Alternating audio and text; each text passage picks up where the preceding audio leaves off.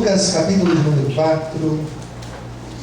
Se o vizinho não trouxe Bíblia, chame ele para ler com você. Lucas 4.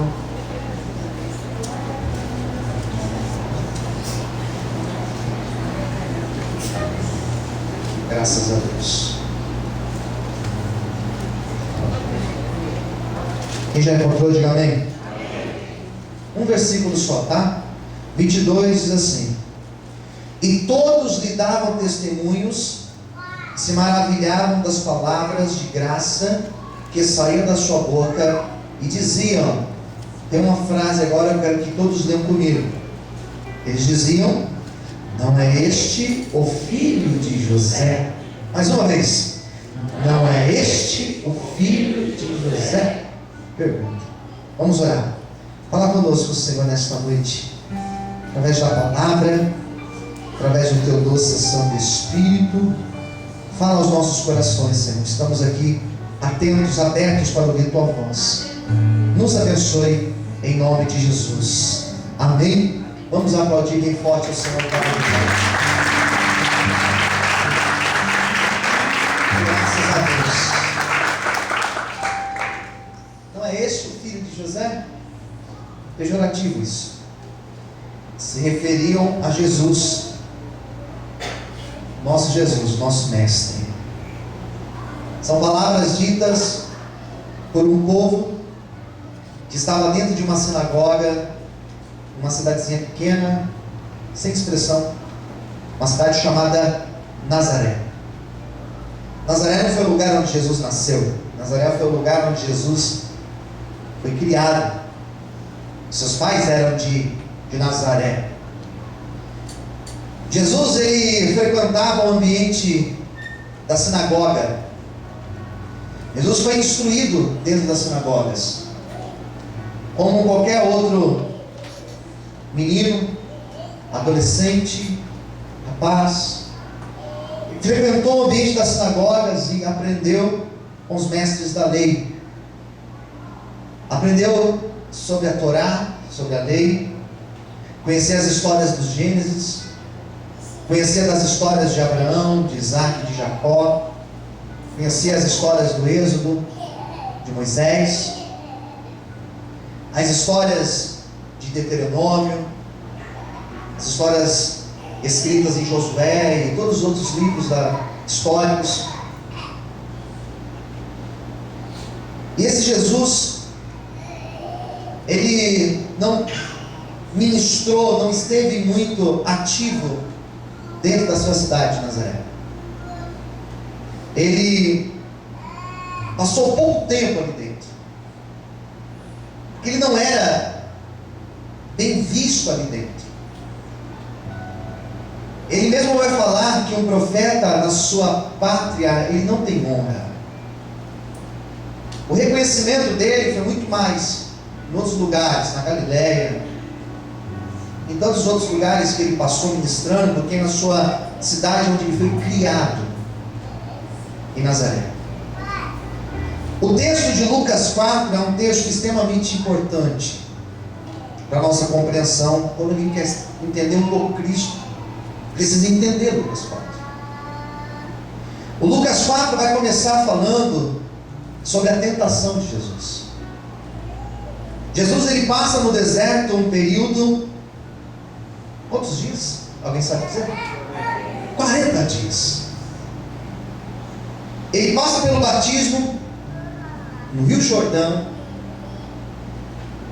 passa 40 dias no deserto, em jejum, sozinho, e depois desses 40 dias dentro do deserto, ele é tentado por Satanás. Ele já estava num momento de total comunhão com o Pai, quando ele é tentado por Satanás. E a resposta de Jesus às 3 tentações que Satanás propõe a ele, as 3 respostas foram respostas que ele extrai de onde? Ele extrai da própria palavra. Ele extrai da própria lei do Senhor. E aqui ele já está ensinando a mim e a você que para nós vencermos as tentações, para nós vencermos as lutas, precisamos estar bem firmados na palavra do Senhor. Amém. E quando nós estamos firmados na palavra do Senhor, a luta pode vir, o vento pode soprar, a dificuldade pode bater na nossa porta.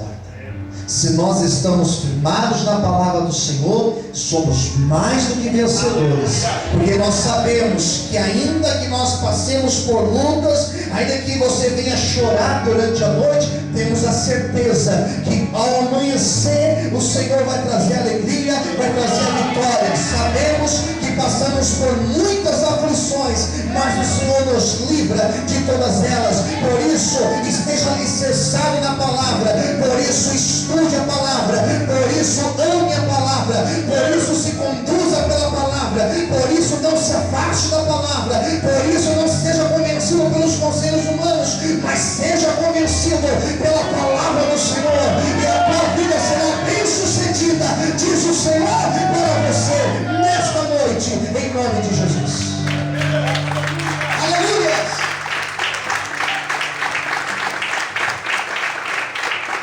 Amém? Então ele vai lá no deserto, passa pela tentação do deserto. Mas o que tem depois do deserto? O que tem depois do deserto? Quando você lê Deuteronômio, você vai ver que depois do deserto existia a terra prometida. Existiu o quê? Mais alto existiu o quê? Depois do deserto tem a terra prometida. Jesus ele passa pelo deserto, mas depois do deserto tem o paraíso. Porque Satanás foi embora e os anjos vieram e o serviram. Mateus capítulo 4 diz isso mais claro, que os anjos vieram e o serviram depois do deserto. Ou seja, depois que nós passamos por desertos, sempre o Senhor enviará a provisão para as nossas vidas. Sempre que nós passamos pelas lutas, depois vem a vitória. Sempre que nós passamos pelas tentações e pelas lutas, é sinal que as vitórias serão grandes na nossa vida. Por isso alegre o teu coração se você está em luta. A vitória também vai chegar na tua vida, em nome de Jesus. Quem acredita, glorifique e aplauda ao Senhor na noite de hoje. Aleluia. Amém? Bom, então nós temos aqui Jesus, ele sai do deserto e pelo Espírito ele é levado para ir. Ele sai do deserto, ele sai da Galileia. Quem está ouvindo, diga amém. E ao sair da Galileia, ele vai para Nazaré. E os versículos 14 e 15 de Lucas 4 vai falar que ele vai para uma sinagoga de Nazaré, onde ele era conhecido, tinha sido criado ali em Nazaré. O seu pai era um carpinteiro, um artesão conhecido de Nazaré. Tinha outros irmãos, tinha sua mãe Maria, e Jesus conhecia aquele ambiente, conhecia aquelas pessoas. E ele vai para a sinagoga em um sábado. E na sinagoga existia um culto a Deus. Quem entendeu, diga amém. A primeira coisa que eles faziam era uma recitação, era uma oração que eles faziam, que tinha o nome de Shema, ou eles faziam uma recitação de 18 bênçãos, que estão citadas em Deuteronômio, chamada Beracote. Existia esse primeiro momento. Depois desse momento da oração, existia um segundo momento do culto, que era o momento do ensino, onde o responsável pelaquela sinagoga, ou ele, ou alguém convidado por ele, fazia a leitura de um texto da lei. Amém, queridos? Presta atenção em mim. Fazia a leitura de um texto da lei, ou fazia a leitura de um profeta, e depois de fazer essa leitura, ele transmitia um ensino, fazia um comentário assim. Depois desse ensino, existia a despedida. E a despedida era uma bênção que eles davam, chamada bênção sacerdotal, que está no livro de Números, capítulo de número 6, que vocês conhecem muito bem. Que o Senhor te abençoe e te guarde. Que o Senhor faça resplandecer o teu rosto sobre ti e tenha misericórdia de ti. Que o Senhor sobre ti levante teu rosto e te dê a paz. E assim acabava o culto. Naquele dia foi feita a leitura inicial, a oração inicial. E na hora de fazer a leitura do texto, das Escrituras, o chefe da sinagoga, ele abre uma cortina, ele tira de lá um rolo, e ele chama Jesus para ver aquele rolo. E aquele rolo foi colocado em cima de uma mesa, e aquele rolo foi aberto. E quando aquele rolo foi aberto, ali não tinha um texto da lei, ali tinha um texto dos profetas. E era um profeta chamado Isaías. Quem já ouviu falar de Isaías, diga amém. Era um texto de Isaías. E Jesus naquele dia, ele leu 2 versículos de Isaías. Isaías capítulo 61, versículo 1 e versículo de número 2. Você não precisa ir até Isaías, porque esse texto ele é citado dentro do livro aqui de Lucas. Lucas fala sobre essa leitura. Olha o que diz aqui, versículo 17. Foi-lhe dado o livro do profeta Isaías, e quando abriu o livro, achou o lugar em que estava escrito. Eu gostaria que você lesse comigo, para ficar mais interessante a nossa pregação. Vamos lá? Versículo 18. O Espírito do Senhor é sobre mim, pois que me ungiu para evangelizar os pobres. Enviou-me a curar os quebrantados do coração e a apregoar liberdade aos cativos, dar vista aos cegos e pôr em liberdade os oprimidos, e anunciar o ano aceitável do Senhor. Posso ouvir glória a Deus? Glória a Deus. Jesus recebe aquele livro, aquele rolo, abre-se o rolo, é lido isso em hebraico, simultaneamente traduzido em aramaico para os que estavam ali. E quando ele faz a leitura, o Espírito do Senhor é sobre mim. Quem está entendendo, diga amém. Amém. Olha aqui, o Espírito do Senhor é sobre mim. E ele vai dizer: pois que me ungiu para evangelizar aos pobres, enviou-me a curar os quebrantados de coração, a pregoar liberdade àqueles que estão cativos, dar vista aos cegos, pôr em liberdade os oprimidos, e anunciar o ano aceitável do Senhor. Ele acaba de ler, diz a Bíblia que ele fecha o livro, e ele diz uma frase: hoje se cumpriu essa escritura.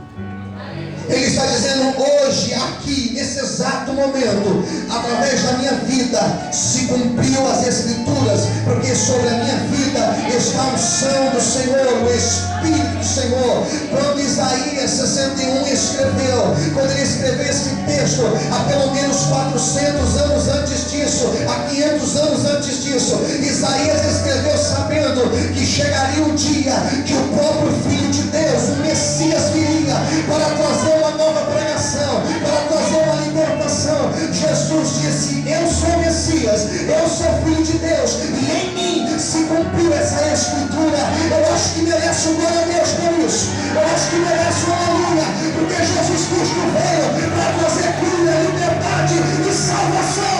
Essas são as boas novas do Senhor. Quantos podem aplaudir e exaltar aí nessa noite?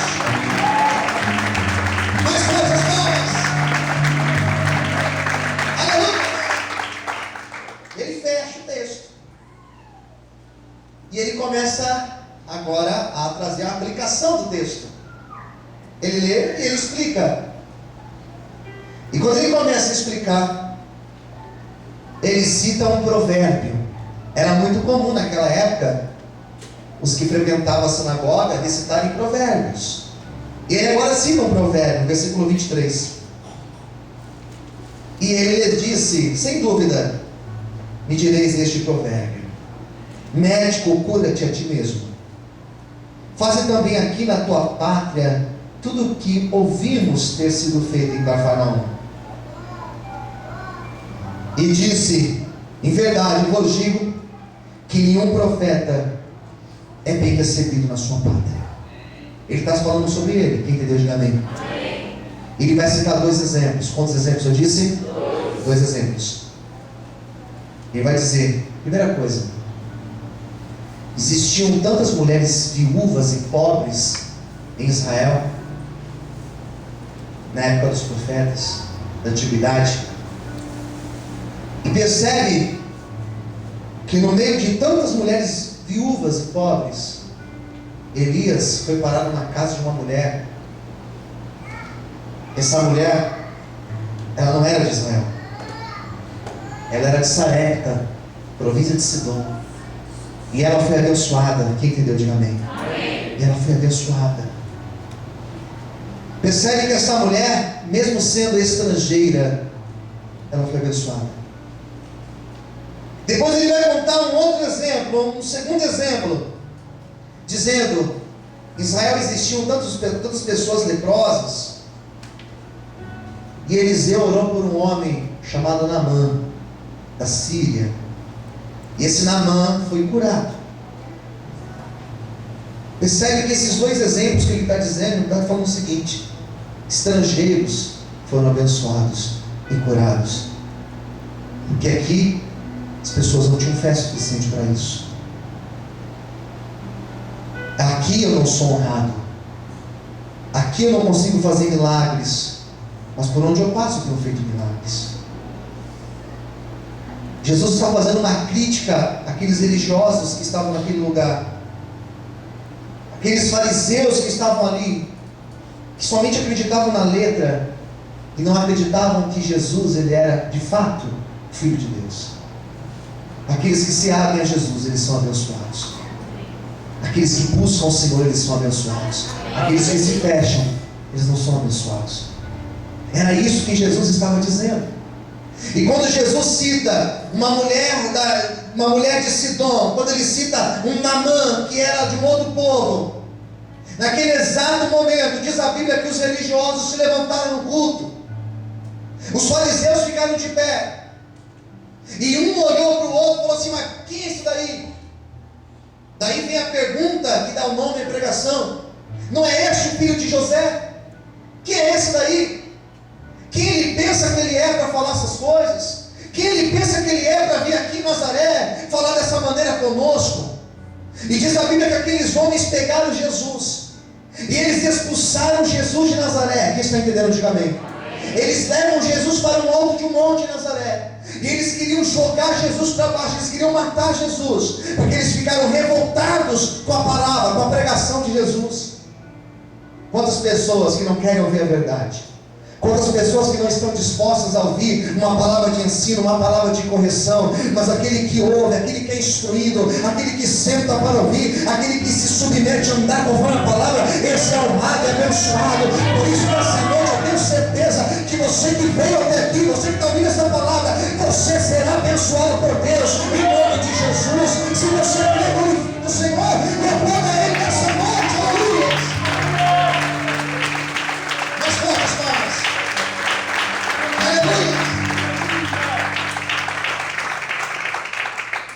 Daí eu me fiz uma pergunta, claro.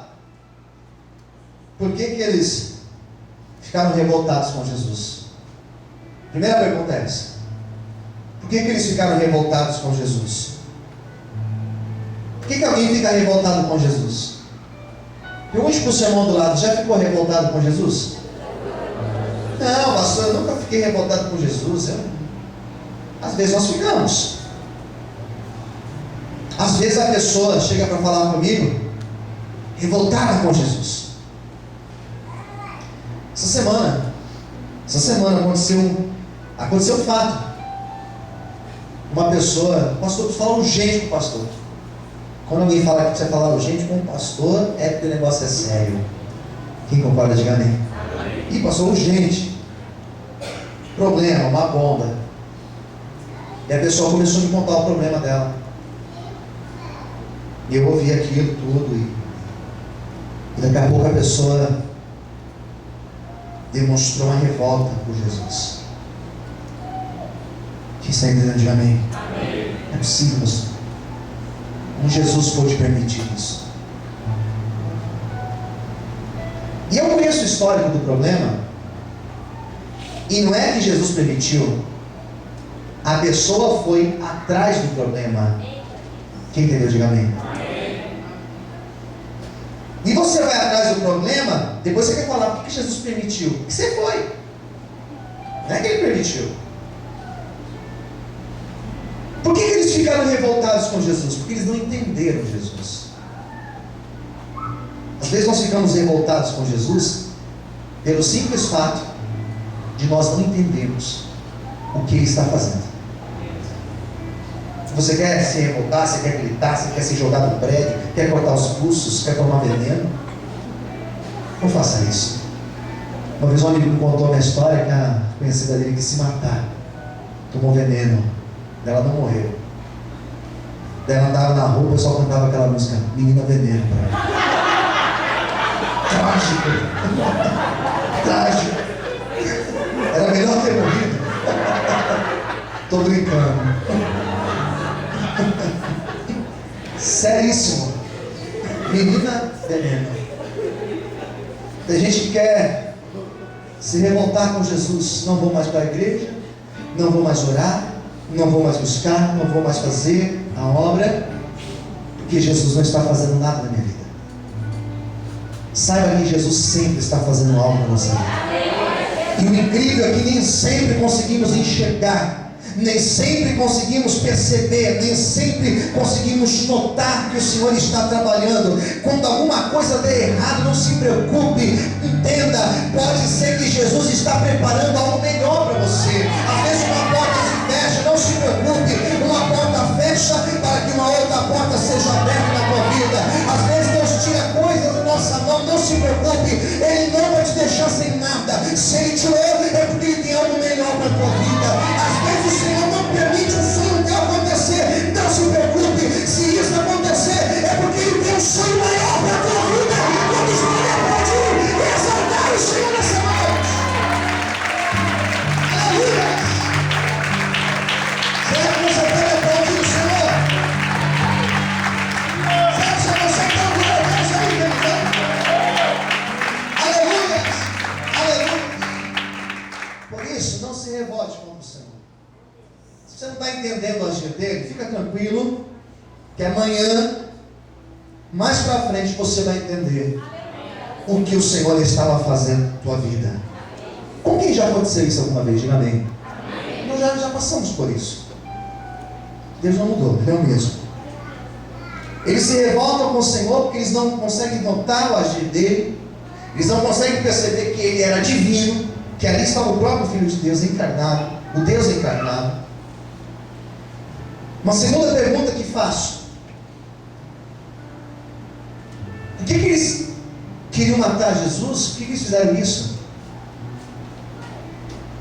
As expectativas que eles tinham no Messias não eram aquela ali que eles estavam vendo?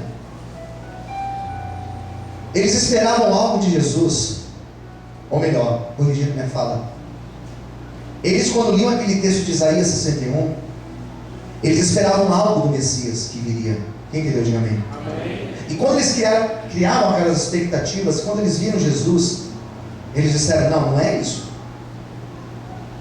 Porque percebe, eles aguardavam o ungido.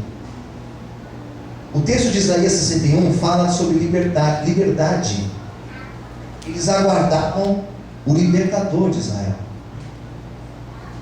E aqui tem um problemaço, porque para eles, o libertador libertaria eles. Lembra de Moisés? Moisés liberta o povo do Egito. Eles aguardavam que esse Messias também libertaria eles. Nesta época, Israel sempre esteve submetido aos egípcios, depois aos assírios, depois aos persas, depois aos gregos, no período helenístico, depois aos romanos. Então eles aguardavam que esse Messias que viria libertaria eles do jugo de Roma. Amém, irmãos? Quem entendeu? Diga amém. Olha aqui para mim. Só que quando esse Jesus vem, esse Jesus é diferente. Porque Israel se submetia a Roma. O templo de Israel virou um lugar onde se cobrava impostos, e esses impostos eram enviados para Roma. Lembra da história de Zaqueu? Cobrador de impostos? Zaqueu trabalhava para Roma.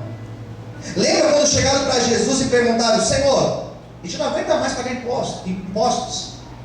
Não aguenta mais, Senhor. Temos que pagar imposto para Roma. Jesus fala o quê? Me dê uma moeda. De que é essa imagem aqui? É de César. Quem é o César? Imperador de Roma. Dai a César o que é de César e dai a Deus o que é de Deus. Que libertador é esse? Então quer dizer que nós temos que pagar imposto? Quando ele foi questionado sobre o imposto que ele deveria pagar aos seus discípulos, Jesus falou para Pedro: Pedro, vai lá, pesca um peixe, e o primeiro peixe que você pescar, abre a boca dele, vai ter o dinheiro lá dentro. Quando Pedro pesca o primeiro peixe, abre o peixe, tinha uma moeda lá dentro. Jesus achou uma moeda: paga o imposto, deu e deu.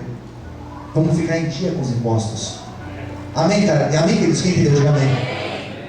Quando Jesus aparece dizendo: eu sou o Messias, eles olharam de cima e embaixo e falaram assim: não é possível que isso daqui é o Messias. Se veste simples, anda de sandálias, não anda de cavalo, não anda com aquelas roupas. Ele é uma pessoa simples, filho de José, foi criado em Nazaré. Não, esse não é o meu Messias, o meu ungido. Que eles esperavam, eles tinham uma outra expectativa, e Jesus não supriu as necessidades das suas expectativas. Porque muitas pessoas desviam? Porque elas acham, elas criam uma imagem de Jesus e elas se frustram. E a imagem mais perigosa de criarmos acerca de Jesus é pensarmos que Jesus é o nosso resolvedor de problemas, acharmos que Jesus é o nosso servo, vai fazer tudo o que eu quero. São imagens perigosas. Quem entendeu, diga amém.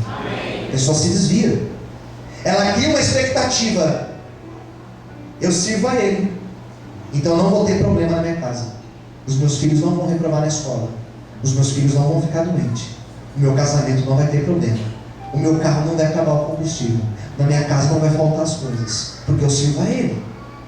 Percebe que cria uma expectativa